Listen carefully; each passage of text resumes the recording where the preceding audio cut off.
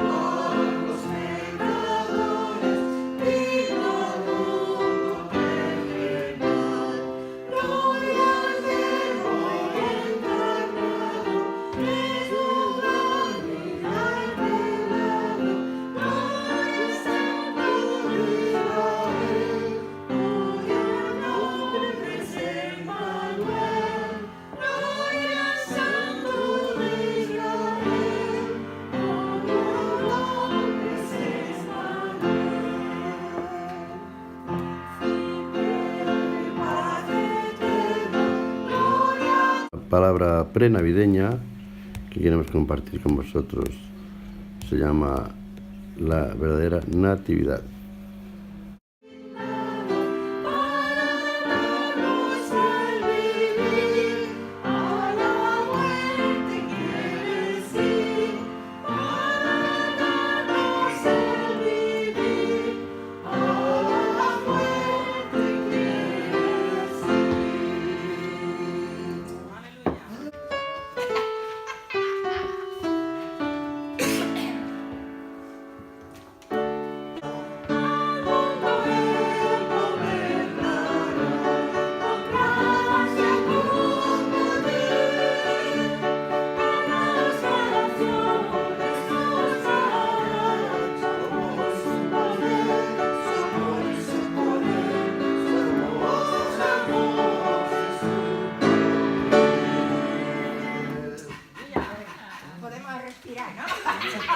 Esta es así. Esta es la de los dos o tres voces, ¿no?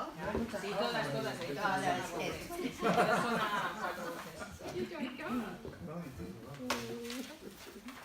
Aleluya. Ahora venid, fieles todos.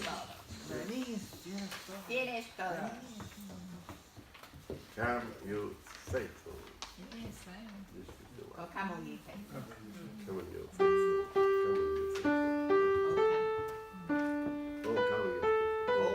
Oh, come, you Be faithful.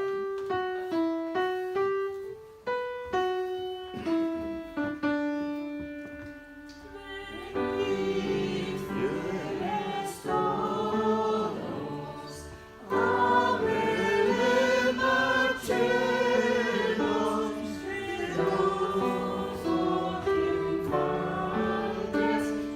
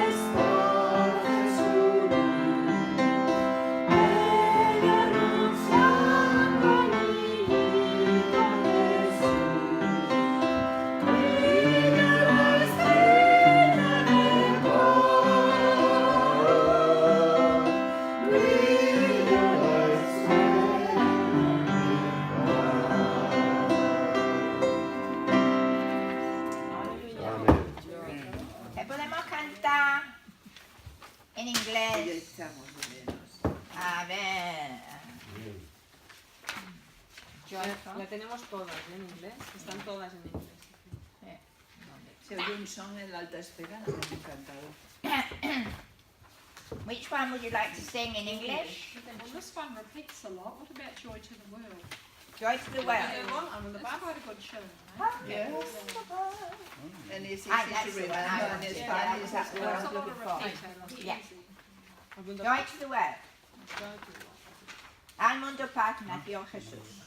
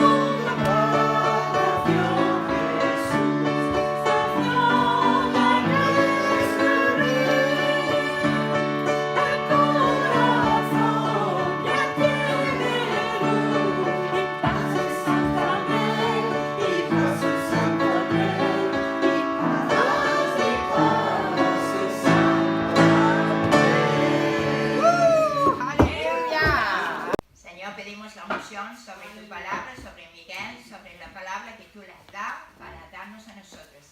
Y queremos recibirlo con oídos bien destapados, corazones preparados para ser edificados en tu palabra. Ayúdanos no solamente a ser oidores, sino hacedores de tu palabra. Gracias por tu palabra que es verdad, eterno, es como una espada de doble filo. Y queremos aprender a usarlo bien. Amén. En el nombre de Jesús. Amén. Amén. ¿Este es mío? Aleluya. Amén. Gloria al Señor. Amén. Pues vamos a compartir una palabra breve sobre lo que es la verdadera Navidad. Todo el mundo está celebrando Navidad y la verdad es que ya me da mucha pena porque se han olvidado de lo que es realmente el significado de la Navidad. La mayoría, no todo el mundo, pero se ha robado el significado de la Navidad, ¿no? Vivian ha leído, hoy hemos leído todos juntos un pasaje al principio que revela la verdadera Navidad. Primero, que Navidad es un robo. La han robado porque no existe Navidad. Navidad le han sacado 2 letras, porque es natividad, nativity, que viene del latín nativitas, el nacimiento de la vida.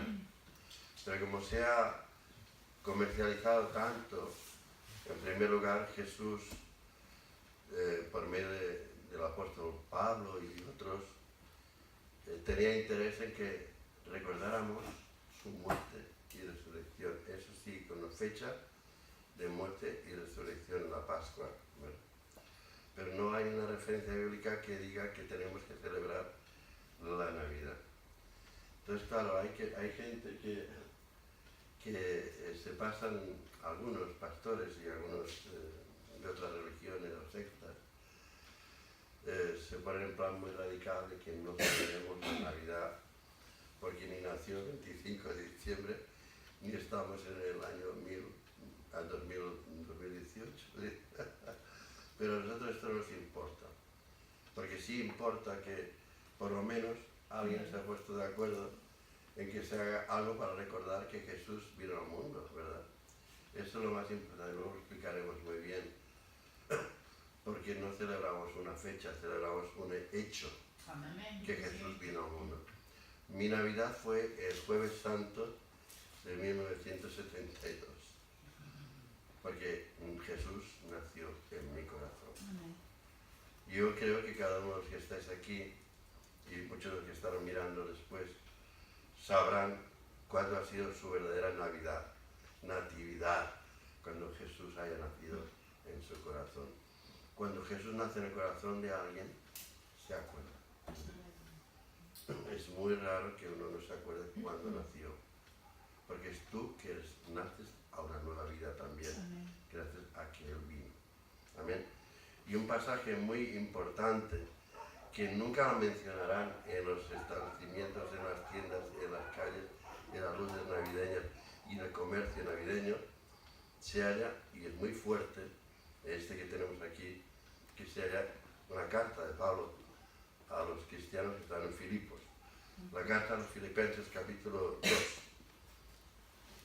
Voy a leerlo directamente desde el versículo 5, desde el mismo versículo 5, porque habla de la venida de Jesús. ¿Quién era este Jesús? Es Dios que se hizo hombre. Nos lo dice el apóstol Juan también en su Evangelio, en el capítulo 1. Pero ahora vamos a leer que Jesús dice que el versículo 5, o el versículo 6 más bien, era alguien especial, no era un cualquiera, no era un profeta, no era ni siquiera un simple enviado de Dios, no. Era Dios que se hizo hombre, porque dice, el cual siendo en forma de Dios, Jesús siendo en forma de Dios, ¿quién va a ser en forma de Dios si no es Dios? Sería una blasfemia terrible.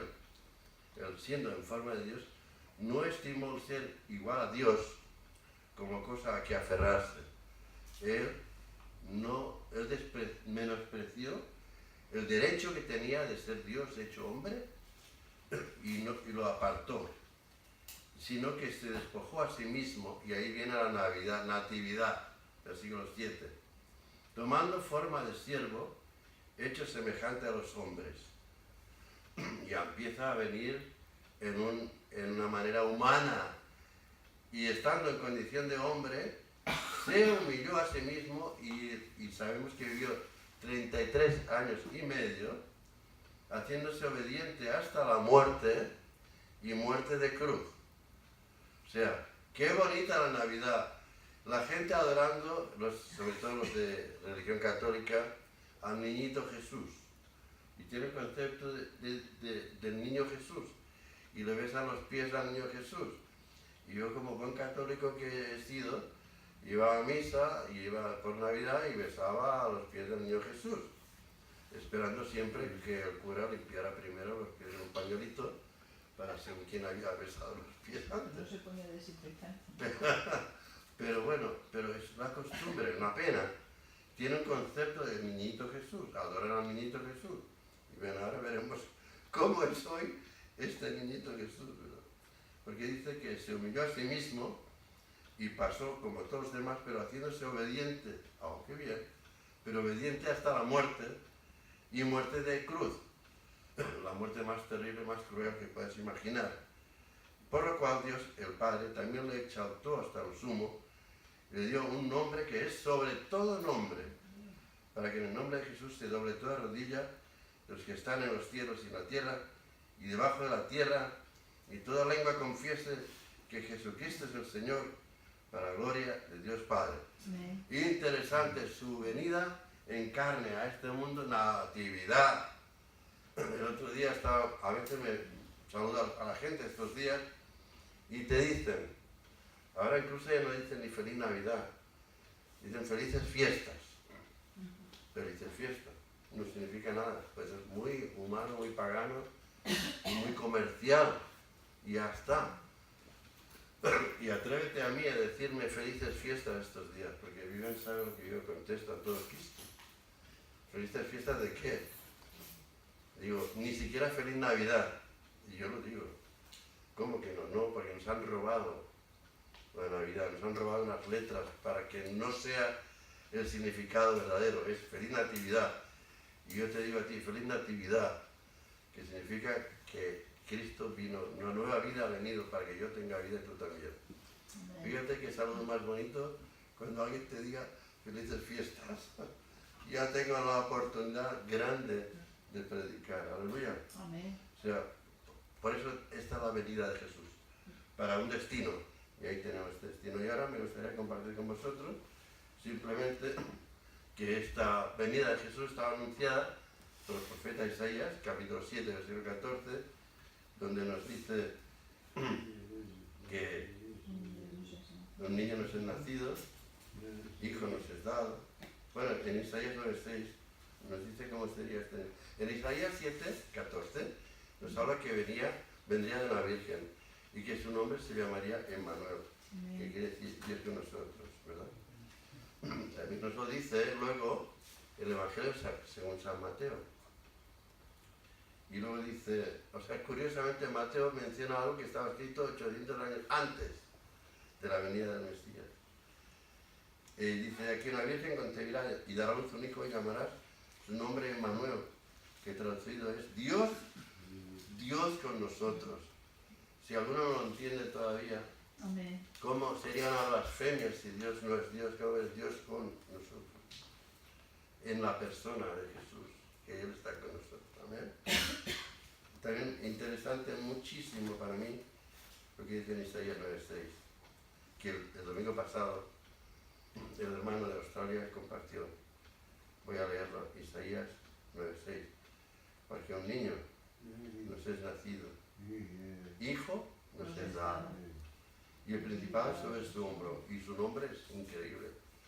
¿Cuál es el nombre de Dios? Se llama su nombre admirable, consejero. Decíamos todos fuertes. Dios fuerte. Vamos a empezar otra vez, espera, vamos a empezar. Admirable, consejero, Dios fuerte, Padre eterno, príncipe de paz. Amén. Y también es muy interesante todas estas cosas porque resulta que dice que es admirable, consejero, Dios fuerte, Padre eterno, príncipe de paz. Y ahora piensas en el niñito Jesús que la gente va y le besa los piecitos estos días, ¿no? Este niñito Jesús que está besando es una representación simple, pero de uno que es admirable, Amén. consejero, Dios fuerte, Padre eterno y príncipe de paz. Amén. Y este niñito que le besan los pies, mirad cómo es. ¿Queréis ver este niñito? Mirad el Apocalipsis, capítulo 1. Muy interesante. El capítulo 1 del libro de Apocalipsis. Y mirad, al principio en el versículo 10, dice que Juan, el apóstol, estaba en el Espíritu en el día del Señor. Revelation 1:10. Y oí detrás de mí una gran voz como de trompeta. Y a la entrada el niñito, con una gran voz como de trompeta. Vaya niños este, que decía, yo soy el Alfa y la Omega, el primero y el último. Una revelación impresionante. Escribe en un libro que ves a las iglesias. El versículo 12, me volví para ver la voz que hablaba conmigo y vuelto vi 7 candeleros de oro. Y en medio, este es Jesús, en medio de los 7 candeleros a uno semejante al Hijo del Hombre, vestido de una ropa que llegaba hasta los pies, ceñido por el pecho con un cinto de oro. Su cabeza y sus cabellos eran blancos como blanca lana, como nieve, sus ojos como llama de fuego. Caramba, qué niñito es este comparado. Y sus pies semejantes a bronce bruñido, refulgente como en un horno, su voz como estruendo de muchas aguas. Tenía en su diestra 7 estrellas, de su boca salía una espada aguda de 2 filos y su rostro era como el sol cuando resplandece en su fuerza. Y este niñito Jesús, cambiado un poquito, cuando le vi caí como muerto a sus pies. Y y el Señor tan bueno que es, cuando ve que él cayó como muerto, le pone su diestra sobre Juan. Él pone su diestra sobre ti si eres capaz de sobrecogerte ante la magnificencia de Dios. Y tú te caes asombrado, sorprendido, tocado por su presencia. Y cuando Él ve que te quebrantas delante de Él, Él pone su mano sobre ti. Él no pone su mano si tú confías en ti mismo. No pone su mano sobre tu vida si tú crees tanto en ti y no pones tu vida en sus manos. Él te ve quebrantado, sorprendido, incluso asustado, humillado ante su presencia. Él con su amor y misericordia pone su mano sobre ti y te dice: no temas, yo soy el primero y el último. Amén. Y el que vivo y estoy muerto, me hace aquí que vivo por los siglos de los siglos. Amén. Y tengo las llaves de la muerte y del Hades. Amén. Y por eso que, gloria al Señor, este niño es así, amén.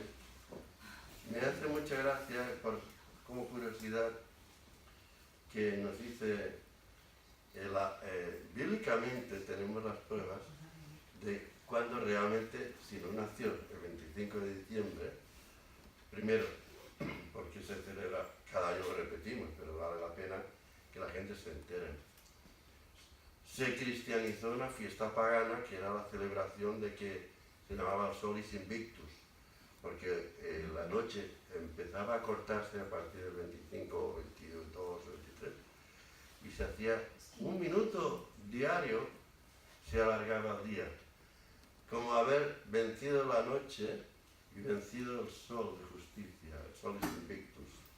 Y entonces, pero claro, esto era para los romanos, una fiesta pagana dedicada al dios Mitra y todas estas cosas raras.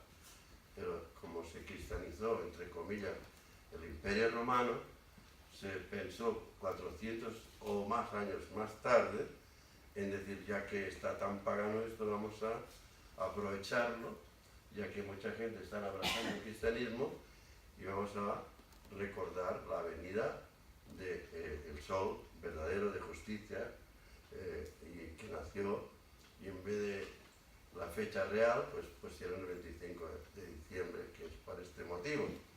Pero a mí me importa nada, porque yo lo celebro todos los días. Y para mí es fiesta cada día, porque mi vida es recogida, salvada y redimida, porque Él vino. ¿Amén? ¿Cuándo nacería Jesús? Primero contemos con el tema del nacimiento de su primo. ¿Qué tiene que ver? Su primo se llamaba Juan el Bautista. Y yo, ahora no es una clase bíblica, pero os puedo decir que por lo que dice en el Antiguo Testamento, Lucas nació el 25 de marzo, porque su padre Zacarías, estaba siendo sacerdote ministrando en el tiempo que le tocaba a la estirpe de Abías, de sacerdocio, y era el 8º mes. O sea, sabemos muy bien, y sabemos que César Augusto dio un edicto para que se empadronaran, y esto sucedió, pues fíjate qué casualidad, 6 meses más tarde de que naciera Juan el Bautista. Eso será 6 meses mayor. Por lo cual, exacto, muy bien, habéis contado muy bien, se calcula que nacería alrededor de septiembre. También, si dice en el Evangelio de Lucas 2 que habían pastores velando por sus rebaños, imposible que fuera en diciembre. Vivian y yo hemos estado en Israel y era diciembre, hemos estado varias veces, y resulta que cayó una nevada que era increíble. Los coches, los techos de los coches se hundían por el peso de la nieve en diciembre. Imagínate, los pastores guardaban sus rebaños y ahora estaban en tiempo de invierno, y en tiempo de primavera y verano y principio de otoño estaban en el aire libre pastando. Y curiosamente, no sé si nos damos cuenta, dice un tal Barclay, que es un estudioso de la Biblia, y estaba mirando, que en aquella época los pastores tenían los rebaños, pero ¿qué hacían con las ovejas, con los corderos? Los miraban y preparaban los más limpios y puros para sacrificar en el templo de Jerusalén. Por eso estaban muy cerca, porque Belén estaba a 3 kilómetros de Jerusalén. Con lo cual, ellos, cuando, bueno, ahora explicaré brevemente, pero dice que cuando nació Jesús, primero, muy interesante, que sabemos que nació en septiembre, y nació en Belén. También sabemos que nació en Belén, porque lo dijo un profeta llamado Miqueas, en capítulo 5, versículo 2, nació en Belén. Y dice en el versículo 2 del capítulo 5, dice: pero tú, Belén Efrata, pequeña para estar entre las familias de Judá, de ti me saldrá el que será Señor en Israel. Y muy importante el final de este versículo, sus salidas son, dice Miqueas capítulo 2, sus salidas son desde el principio, desde los días de la eternidad. Jesús es eterno. Y interesante también que, sabiendo estos detallitos, que María vivía, su madre, vivía en Nazaret. Y vivía, escándalo, vivía con un tal José, pero no estaban casaditos, pero ella estaba embarazada. Y ahí había unos cacaos de críticas y casi que, como él la recogió, no la apedrearon, porque pensaban, si no se ha casado con este hombre, ¿por qué está embarazada? Los judíos decían que es que ella había, con perdón, tenido relación sexual con un legionario romano llamado Bandera, y por lo tanto le llamaban a Jesús Yeshua ben Bandera. Jesús, el hijo del legionario romano llamado Bandera. Eso es lo que creen muchos judíos todavía hoy día. Para que sepamos que el conflicto del nacimiento de Jesús, que el mundo celebra sin saber que se celebra, con la lucecita y vender y comprar y comer y ponerse las botas, sin tener nada, sin invitarlo a él a la fiesta, todo esto no tiene nada que ver con el conflicto durante el cual nació nuestro amado Señor y Salvador. Un conflicto de crítica y murmuración porque nació de una mujer que estaba embarazada, que todavía no había casado oficialmente con su marido. Estaban comprometidos, pero no se habían casado. Estaban en el Niusim, que es un contrato para casarse, y no habían realizado el Kidusim, que es después el encontrarse y tener relación matrimonial completa. Por lo cual José, como era un buenazo, no quiso que la apedrearan, la recibió, pero la gente decía, pero si todavía no se han casado, ¿qué pasa aquí?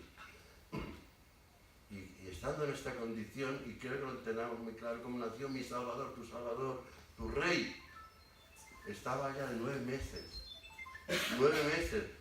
Por la divina providencia, Dios hizo que el emperador César Augusto, que era un hombre muy interesante, que hizo que se empadronaran todos donde habían nacido. ¿Por qué? Porque quería cobrar impuestos, quería también formar ejércitos, porque quería conquistar el mundo con el Imperio Romano, y tuvo que hacer un censo. Este censo, para que sepamos detalles, se hizo en tiempos de Cirenio, gobernador de Siria, como lo dice en Lucas, capítulo 2.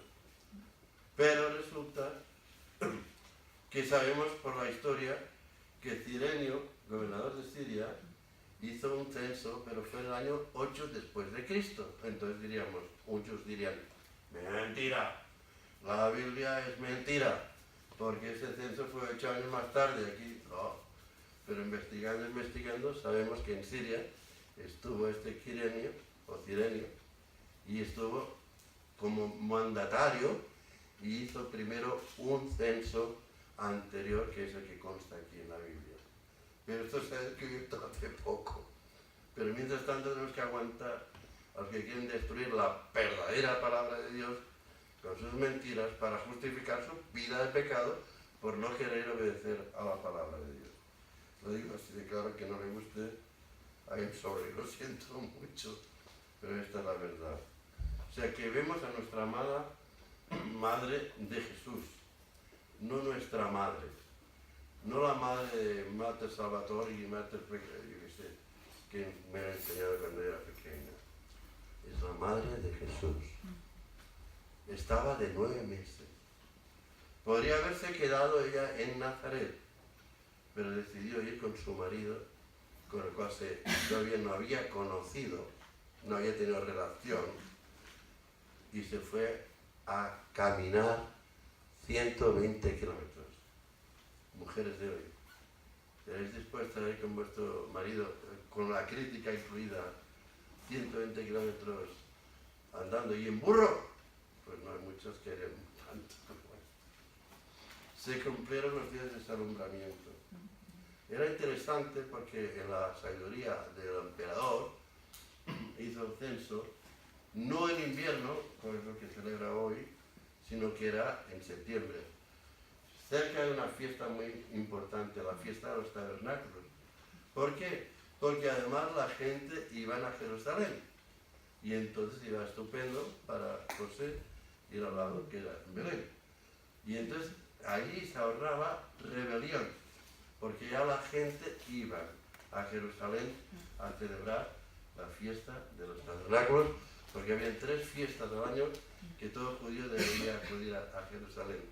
O sea, la sabiduría del emperador, para que no hubiera rebelión, porque si encima te hacen ir en un frío espantoso de diciembre hasta hacerte un censo, caminando como un loco, y encima en las condiciones terribles que él estaba, y encima la gente se había rebelado. Pero qué bien que ya había una fiesta, que la fiesta ya se aprovechaba para hacer las dos cosas. Muy bien. Entonces ya sabemos que y hay una señal en Lucas 2.12, vamos a mirar en Lucas 2.12, interesante, y ya termino. Pero a mí me interesaba mucho, porque parecerá una tontería, ¿no? Pero en Lucas 2.12 nos habla de cómo fueron estas cosas. Miramos ahora en Lucas 2. Dice que, bueno, primero en el capítulo 2, pero el versículo 8, dice que habían, bueno, primero, perdón, quiero decir que nació. Nació Jesús. ¿Pero dónde nació? Dice en el capítulo 2, está contando lo que dice aquí en el capítulo 2, ¿no? No voy a volverlo a repetir, porque el versículo 5 nos dice que estaba desposada y estaba encinta. Desposado quiere decir que no está casado, sino que está para casarse después. Prometida. Prometida. Estando ellos allí, se cumplieron los días de ese alumbramiento, y dio a luz a su hijo primogénito, y lo envolvió en pañales y lo acostó en un pesebre, porque no había lugar para ellos en el mesón. Y entonces fíjate qué interesante que nos dice, había pastores en la misma región, que velaban y guardaban las vigilias de la noche sobre su rebaño. Y aquí se les presentó un ángel del Señor. Y esto me ha llamado mucho la atención, porque el primer evangelista que he conocido en la Biblia, me di cuenta anoche meditando esta escritura, el primer evangelista era un ángel, porque dice, se le presentó un ángel del Señor y la gloria del Señor lo rodeó de resplandor y dio un gran temor. El ángel les dijo, y aquí la predicación del evangelio, no temáis, porque aquí os doy nuevas de gran gozo. Nuevas, ¿sabéis qué quiere decir? El evangelio. Y este es un ángel predicando el evangelio, las nuevas de gran gozo, que será para todo el pueblo. Amén. Que os ha nacido hoy en la ciudad de David un Salvador, que es Cristo el Señor. Y luego a continuación nos habla de una señal. ¿Qué señal a los pastores, hallaréis al niño envuelto en pañales, acostado en un pesebre. ¿Qué señal? Un niño. ¿Qué señal? Que lo hallaréis envuelto en pañales en un pesebre. ¿Qué señal es esta? Primero, era algo insólito que un niño naciera en donde habían animales y excremento de animales. La ley judía estaba prohibido. Por lo tanto, esto es un hecho insólito que rompe todos los patrones. Y entonces esto era una señal para los pastores. Pastores que ahora lo vemos, ¿no? Yo soy pastor de gente, ya duro ya. Pero los pastores de aquella época eran lo más ínfimo, lo más bajo, lo más despreciado. No se les permitía ni siquiera contar con ellos para ser testigos de algo en un juicio. Ah, no, este es un pastor de ovejas, no vale. O sea, a estos despreciados se les aparece el ángel de Dios y les predica el Evangelio y obedecen al Evangelio y van a donde estaba Jesús, en un establo donde no había manera posible de los judíos de nacer en un establo. Somos nosotros capaces, como Dios hizo por nosotros, de romper patrones, de hacer cosas que no haríamos, que ante la crítica y la murmuración vamos a hacerlo para la gloria de Dios. Y Jesús nació y fueron los primeros los primeros pastores. Y curiosamente, es muy interesante porque después los segundos predicadores del Evangelio fueron los pastores. Porque dice, fueron y contaron a todo el mundo lo que había acontecido. Primer predicador del Evangelio, un ángel. Segundos predicadores, los pastores despreciados. Amén. Y qué interesante que después de esto, tiempo después, y aquí también quiero hacer énfasis en las cosas tradicionales que un poco nos confunden, que ponen el pesebre, el Belén, y ponen el pesebre en el Belén, en el pesebre, porque Belén es una ciudad, le llamamos el Belén, pero es el pesebre. El pesebre donde comen los animales, María, José, Jesús, un buey, una vaca y los 3 reyes magos, cosa que no existe para nada en la Biblia. Quiero deciros que yo cuando hago una escenificación de la natividad, lo digo así bien redondo, yo no hago un Belén pesebre y hago una escenificación de la natividad, ¿no? Y le explico a todo el mundo. Y aquí tenéis una que podéis ver, y los que estáis en otros países podéis ver y verlo, que la hemos montado aquí. Y veréis que siempre ponen a los magos, a los reyes magos, en la puerta de la cueva esa, del pesebre, ¿no? Primero, no eran ni reyes ni eran magos. Segundo, tampoco fueron a verlo a un pesebre, porque habían pasado unos cuantos meses desde que recibieron una señal de una estrella que vieron, y la vieron ahí, y fueron andando desde la antigua Babilonia, quizá en aquel tiempo Mesopotamia. Interesante, no eran ni reyes ni eran magos, eran sabios, astrónomos. ¿Y de dónde salieron estos que reconocían que Jesús había nacido y que era el rey? ¿De dónde salieron? De la deportación a Babilonia, de cuando fueron deportados los judíos a Babilonia, y los que no volvieron con Zorobabel, se quedaron en Babilonia, luego en Mesopotamia, Medio Persa. Y ahí desde Oriente fueron creciendo, desarrollándose y seguían creyendo en la Tanakh y la Torah. Aleluya. Ellos vieron en la Tanakh que había nacido el rey de Israel. Y se fueron desde lejos. ¿Cuántos van a hacer una milla, un pequeño esfuerzo para ver al rey soberano? Amén. O sea, desde Los Ángeles, adelante. los pastores despreciados adorando, ahora los más ricos o los más sabios adorando al Rey. ¿Amén? Gloria al Señor. Creo que termino aquí